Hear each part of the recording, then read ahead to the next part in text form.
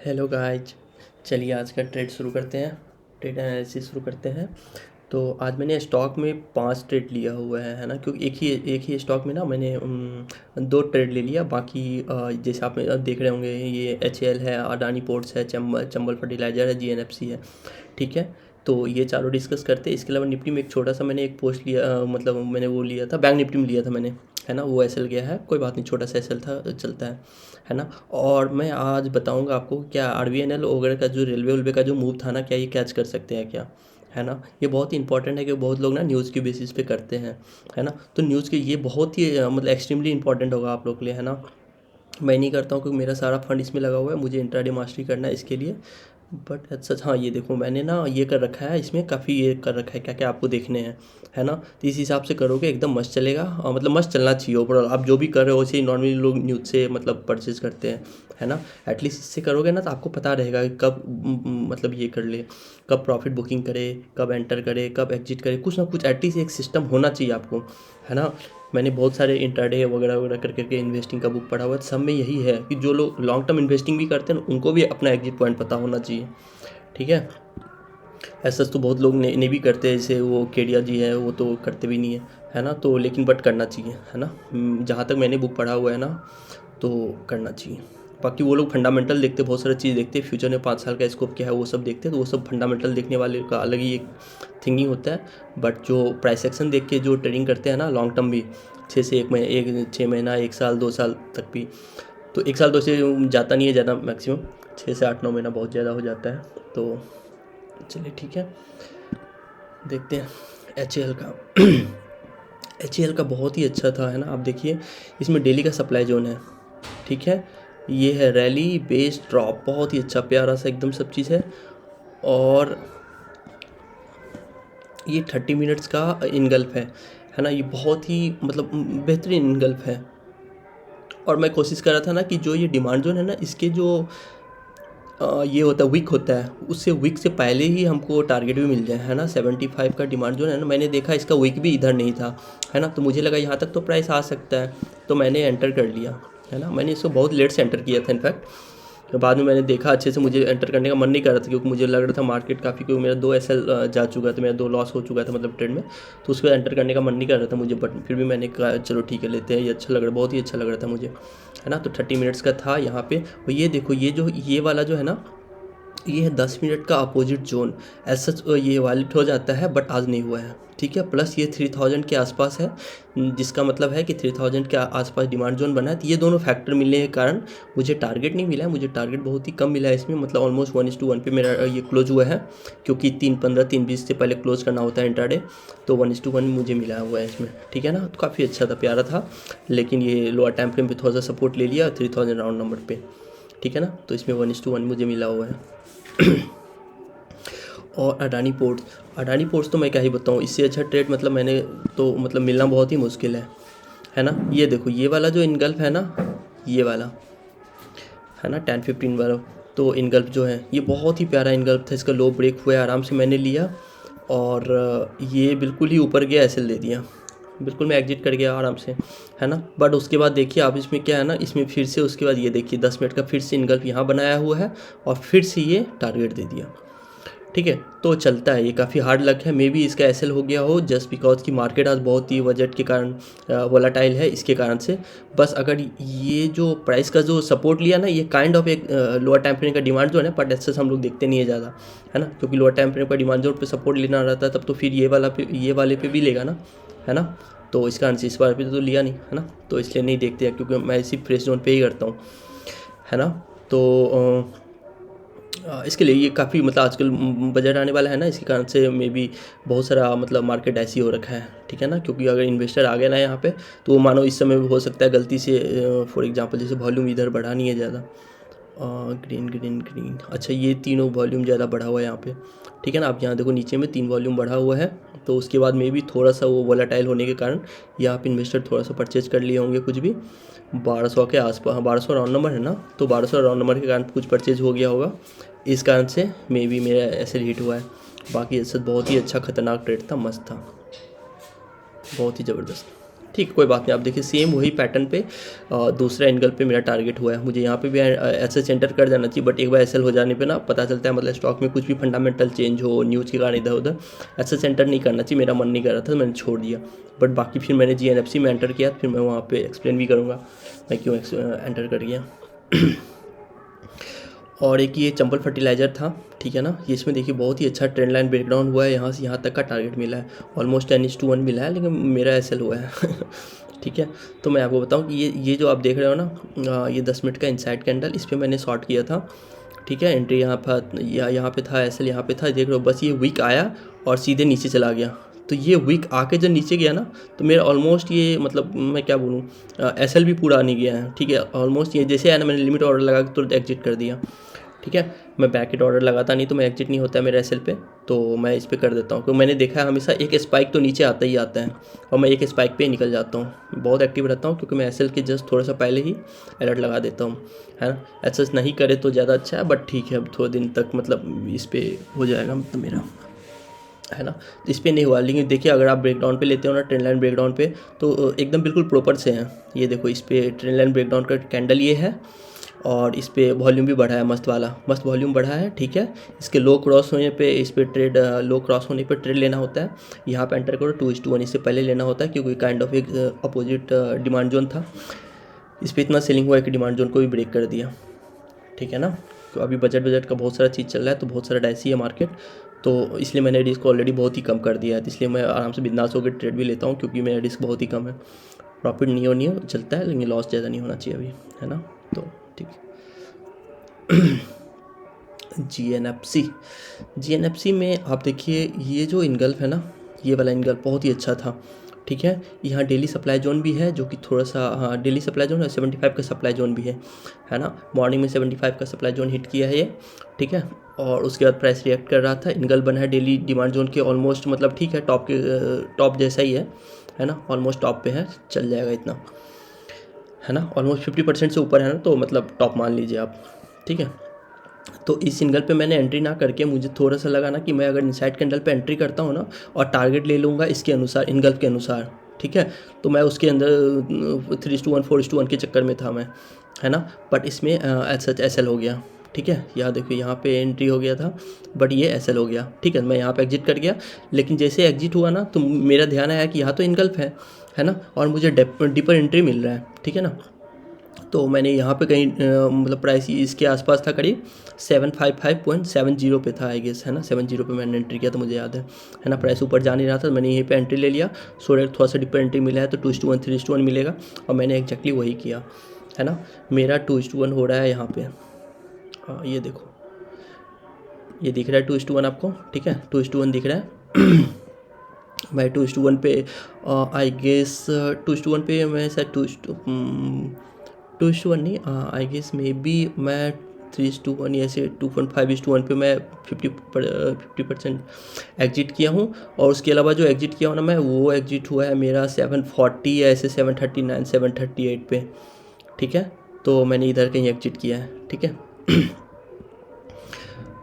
हाँ, तो इसमें मतलब मुझे काफ़ी अच्छा 3.5:1 ऐसे समथिंग करके कुछ मिल गया था, जिसके कारण मतलब मेरा दिन काफ़ी अच्छा था, है ना। क्योंकि बाकी जो 2-3 लॉस हो गया ना, 2 लॉस हो गया, तो उसके इसमें काफ़ी अच्छा वो हो गया, वरना मतलब आज का पीएनएल भी रेड हो जाता, ठीक है।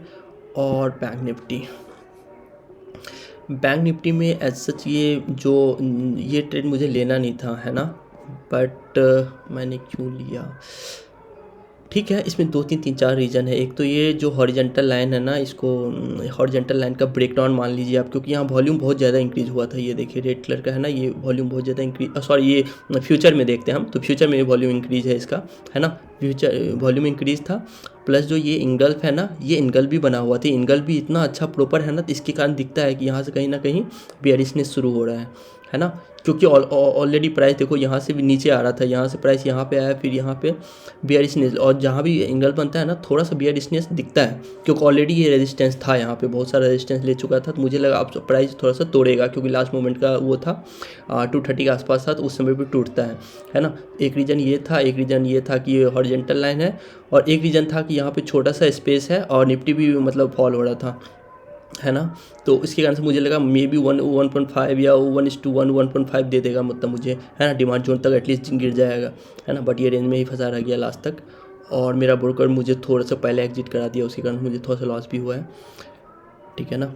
तो मैंने ये काइंड ऑफ इस एंगल पे लिया था, ठीक है, थोड़ा सा रिस्की था, बट मुझे पता था यहाँ रेजिस्टेंस ले रहा है तो एटलीस्ट इसको तोड़ेगा नहीं, है ना, क्योंकि इतना रेजिस्टेंस के बाद तोड़ना थोड़ा सा, मतलब ओबियसली तोड़ तो सकता ही था, बट ठीक है, मैंने रिस्की पे लिया क्योंकि ये हॉरिजॉन्टल लाइन भी था, एंट्री मेरा यहाँ पे मिल रहा था, तो मेरे ब्रोकर के कारण मेरा एंट्री भी थोड़ा सा लेट हुआ था, उसी कारण से मेरा लॉस भी मतलब बहुत ही कम हो जाता है, या फिर लॉस मुझे ना के बराबर होता है, प्रॉफिट ही हो जाता है 100-200 रुपये करीब पर लॉट पे, क्योंकि मैं सेल करता हूँ। तो बट लेकिन मुझे इस पर थोड़ा सा लॉस हुआ है, स्मॉल लॉस है, ठीक है ना, कोई बात नहीं, चलता है। देखता हूँ मैं, कुछ सेंसिबल का कुछ लफड़ा चल रहा है, उसमें कुछ इशू आ रहे हैं इसके कारण से, ठीक है ना, नहीं तो मेरा क्विक अगर एंट्री ले लेता ना तो मेरा ये काफ़ी प्रॉफिट पे होता, ठीक है ना। और एक चीज़ जो था, चूँकि मैं सेंसिबल से हमेशा ऑर्डर करता था, तो आजकल जैसे मैं जीरोधा से करता हूँ, उसमें क्या होता है 325 पे एग्जिट हो जाता है, तो ये जो रेड कलर का मूवमेंट है ना, इस पर जो प्रॉफिट होने वाला था ये भी मतलब मेरा चला गया थोड़ा सा, तो कोई दिक्कत नहीं, मतलब ठीक है ये, मतलब मैं ट्रेड से मतलब ठीक था, मेरे को कोई दिक्कत नहीं है, मैं खुश हूँ, ठीक है। अच्छा ठीक है, तो ये RBNL का मैं बताता हूँ, इसको ये सब मूवमेंट कैसे कैप्चर करेंगे, है ना, मैं 2-3 मिनट में बता दूंगा, आप इसको कम से कम 10 बार लिख लेना, और ये मैंने कुछ लिख रखा था क्योंकि सो डेट कि आपको थोड़ा सा पता चल जाए, ठीक है। तो मैं इसको हटा देता हूँ, बड़ा कर देता हूँ इसको। अब देखो इसमें क्या करना है ना, आपको कोई भी, जैसे कोई ट्रेड वेड देखते हो ना, जैसे अभी कोई भी सेक्टर, केमिकल सेक्टर हो, पावर सेक्टर हो, ये वो इधर उधर कुछ भी, है ना, आप उसमें देखो कि डेली टाइम फ्रेम पे चले जाओ या वीकली पे भी जा सकते हो, कोई दिक्कत नहीं है। वीकली पे भी देख लो, जैसे यहाँ पे ये कैंडल यहाँ तक आया, उसके बाद क्या हो गया कि वॉल्यूम यहाँ बहुत ही कम हो गया, फिर एक बार इस प्राइस पर आया, लेकिन इसको नहीं, इसके ऊपर क्लोजिंग नहीं दे पाया। क्लोजिंग देना मतलब ग्रीन कैंडल या इसे क्लोज होना चाहिए, जैसे ये कैंडल क्लोज है ना ऊपर, यहाँ पे क्लोज होना चाहिए, उस तरह से होना चाहिए।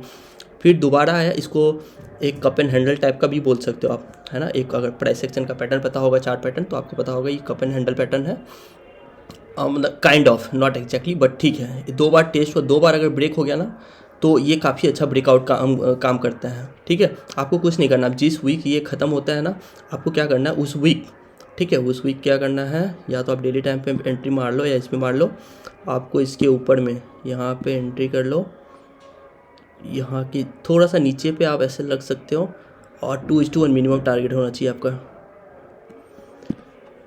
ठीक है। तो आपको यहाँ पे जैसे 2:2 यहाँ पे एंट्री होगा, ठीक है, जैसे नेक्स्ट वीक शुरू होगा यहाँ पे आप एंट्री करके बैठ जाओ, ये ऑलरेडी काफ़ी ज़्यादा 3, 3, 6, 7, 8, 9, 10, 11, 12, है ना, 12 वीक के बाद आपको प्रॉफिट दिखेगा, बट ठीक है, चल जाएगा, कोई दिक्कत नहीं है, ठीक है ना, क्योंकि प्रॉफिट आपको ये इतना सारा मिलेगा एक दिन में, मतलब एक दिन में नहीं, मतलब काफ़ी अच्छे से प्रॉफिट मिलेगा आपको, है ना। तो वेट करो आराम से, क्योंकि जितना ज़्यादा एक्यूमुलेशन होगा ना, आप देखो ये जो यहाँ से यहाँ तक का है, अब देखो वॉल्यूम बिल्कुल ही लो है, इसका मतलब क्या हो गया, इस पर छोटा छोटा वॉल्यूम कर करके कोई ऐसा बहुत ज़्यादा बायर या सप्लायर कुछ भी नहीं आया, और ऑल ऑफ ए सडन इतना ज़्यादा बाइंग हो गया, देख रहे हो आप। तो इसका मतलब ये ब्रेकआउट, इसको ब्रेकआउट बोलते हैं, ठीक है।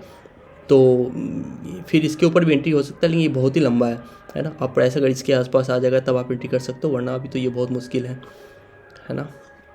तो देखो इसका मूवमेंट कैप्चर कैसे करना है, ठीक है। जो भी सेक्टर आप देखते हो ना, एक तो वॉल्यूम देख लेना, है ना, वॉल्यूम काफ़ी अच्छा होना चाहिए, है ना, मिनिमम 500 के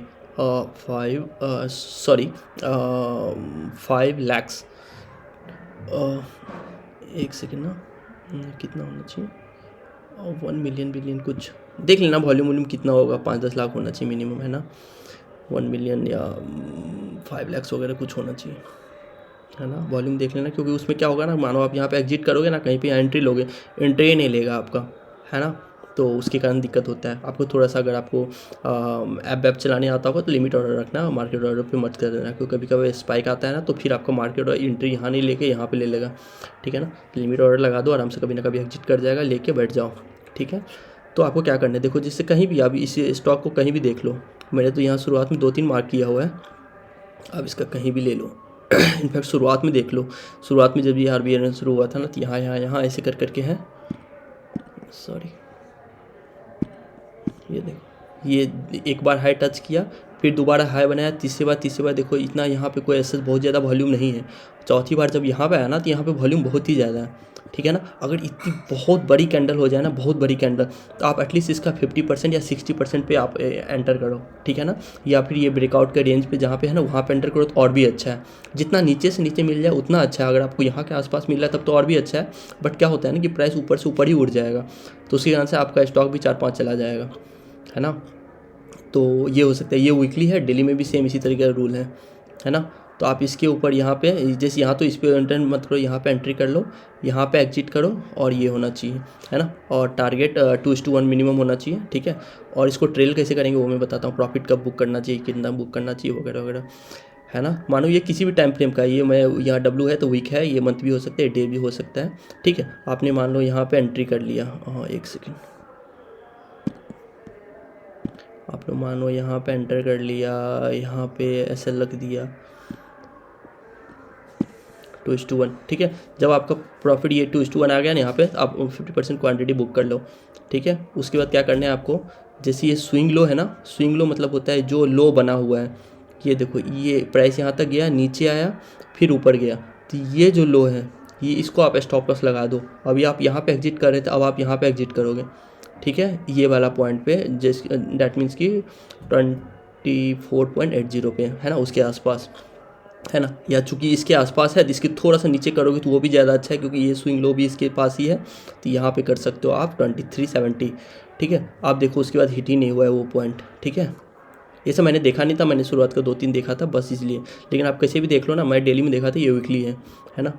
ये देखो आप इसमें भी देख लोगे ना, ऐसे कर करके देखो, ये जैसे ये हाई एक बार टच हुआ है, ये है एक बार टच हुआ है, यहाँ पे भी एक है, और ये है ब्रेकआउट। ये देखो ब्रेकआउट कैसे है, चूँकि यहाँ वॉल्यूम इंक्रीज हुआ है और यहाँ वॉल्यूम इंक्रीज नहीं हुआ है ना। तो फर्स्ट कंडीशन क्या है कि वॉल्यूम थोड़ा थोड़ा ऐसे करके छोटा छोटा कैंडल बनना चाहिए, ज़्यादा बड़ा बड़ा नहीं। अगर यहाँ बीच में बड़ा बड़ा रेड कैंडल होता ना, फिर मैं नहीं बताता आपको, है ना, कि अब नॉर्मल ज़्यादा बड़े कैंडल नहीं बनने चाहिए, ठीक है ना। और ये बड़े वाले जो ब्रेकआउट होना चाहिए ना, बड़े वाले कैंडल से होना चाहिए, है ना। ये रेड कैंडल जो बना है ना यहाँ पे, ये भी दिखाता है कि ये उतना अच्छा नहीं है, इसी कारण से इतना दिन ये यहाँ पे फंसा हुआ है, ठीक है।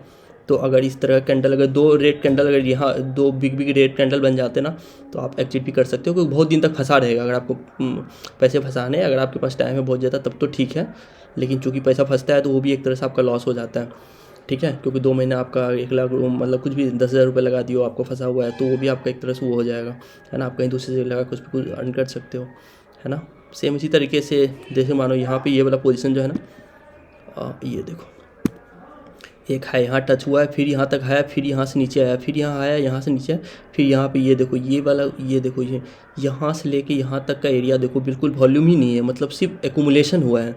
कोई इंडस्ट्री आया, चुपचाप खरीद रहा है खरीद रहा है खरीद रहा है, यहाँ पे buyer all of a sudden interested हो गया, ठीक है। तो आप इस पर ही एंटर कर जाओ, इस पर एंटर कर जाओ, देखो कितना प्रॉफिट मिलेगा, ठीक है। कोई दिक्कत नहीं, प्रॉफिट पे ज़्यादा एक्सेस नहीं जाना, लेकिन 2:1 पे एटलीस्ट आपको 50% बुक कर लेना है, ठीक है। सो डैट कि अब आगे जाके ऐसा ना हो जाए कि लॉस हो जाए। धीरे धीरे करोगे आप प्रैक्टिस तो आप सीख जाओगे, ठीक है। वीकली आप देखो यहाँ पे प्राइस यहाँ पे आई और फिर यहाँ पे ये ब्रेकआउट की, तो नॉर्मली एंट्री आप, चूँकि ये बहुत ही अच्छा वॉल्यूम है ना, तो आप एंट्री यहाँ पे भी कर सकते हो, यहाँ पे एग्जिट कर लो, ठीक है। सॉरी, यहाँ पे स्टॉप लॉस लगा दो, यहाँ पे एंट्री कर दो, क्योंकि देखो मैंने बोला ना आपको, नीचे तक अगर आप वेट करोगे ना तो आप प्राइस, ये कैंडल आएगी ही नहीं नीचे तक, ठीक है। देखो कैंडल नीचे तक आई नहीं है ना, तो यही दिक्कत, यही इशू होता है, आपसे इतना बड़ा मूव छूट जाएगा। अब आप सोचोगे मैं तो यहीं पर एंट्री करूँगा, यहीं पर वो कर लूँगा, तो उसके कारण से आपके 10 में से 8 ट्रेड मिस भी हो सकते हैं, ठीक है। तो इस तरह से आप कैंडल कैच कर सकते हो। बाकी ये लिखा हुआ है, सॉरी शिट, बाकी ये लिखा हुआ है, ये आप देख लो, ब्रेकआउट होना चाहिए ह्यूज वॉल्यूम के साथ, और जो एक्यूमुलेशन का जो फेस होता है ना, छोटा छोटा कैंडल, ये लो वॉल्यूम के साथ होना चाहिए। देखो लो वॉल्यूम दिख रहा है। दूसरा चीज़, price should be in up trend. अब डेली वीकली का टाइम फ्रेम देखो, आपको कहीं से लग रहा है नीचे हो रहा है, देखो प्राइस सब जगह ऊपर ही जा रहा है ना, ऐसा कहीं भी नीचे जाते हुए नहीं दिख रहा है आपको, है ना। इसको बोलते हैं अप ट्रेंड, ठीक है। नियर और EMA 20 तो आपको थोड़ा ट्रेडिंग व्यू अगर यूज करने आता है, देख लो हमेशा ट्रेडिंग व्यू को कोई बहुत ज़्यादा नीचे नहीं गया है प्राइस, है ना, कभी भी नीचे नहीं गया है। एंड ठीक है, EMA 20 बंद करता हूँ। EMA 20 के पास होना चाहिए या नीचे होना चाहिए, ताकि सस्ता मिल रहा है आपको, ज़्यादा महंगा ना मिले। जैसे अभी RBNL बहुत ऊपर चला गया था तो प्रॉफिट बुकिंग हो गया था उसमें, क्योंकि EMA 20 से बहुत ऊपर चला गया था। एंट्री होगा एबव ब्रेकआउट कैंडल के ऊपर, एग्जिट होगा उसके नीचे या स्विंग के लो के नीचे रख दो। ट्रेलिंग स्टॉप लॉस क्या होगा ना, डेली का जो कैंडल बनता है ना,